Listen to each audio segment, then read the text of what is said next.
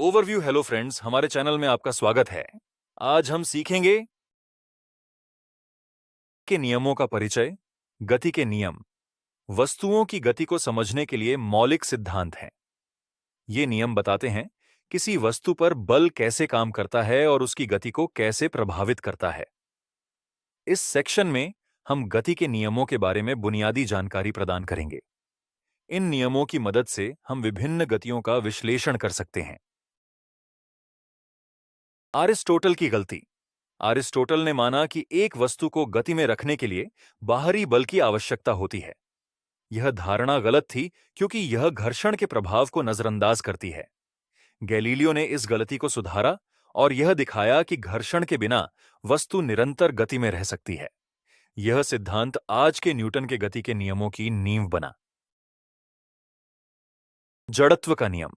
जड़त्व का नियम कहता है कि कोई वस्तु अपनी गति की अवस्था में तब तक नहीं बदलती जब तक कि उस पर कोई बाहरी बल न लगे। यदि घर्षण न हो तो वस्तु अपनी गति को बिना किसी बाहरी बल के जारी रख सकती है।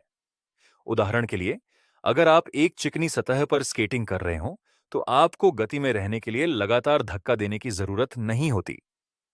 यह नियम वस्तुओं की गति को समझने में मौलिक भूमिका निभाता है। न्यूटन का प्रथम गति नियम जड़त्व के नियम को और विस्तार से समझाता है। यह कहता है कि जब तक कोई बाहरी बल न लगे, वस्तु अपनी गति की अवस्था में बनी रहेगी। यह नियम यह भी बताता है कि गति में बदलाव के लिए बाहरी बल आवश्यक है। इस नियम का उपयोग करके हम विभिन्न गतियों के कारणों को समझ सकते हैं। न्यूटन का दूसरा गति नियम। न्यूटन का दूसरा गति नियम बल और त्वरण के बीच संबंध स्थापित करता है। यह कहता है कि बल के प्रभाव से वस्तु का त्वरण निर्धारित होता है। उदाहरण के लिए, जब आप एक फुटबॉल को लात मारते हैं तो उसकी गति में त्वरण होता है। यह नियम विभिन्न गतियों के विश्लेषण में मदद करता है।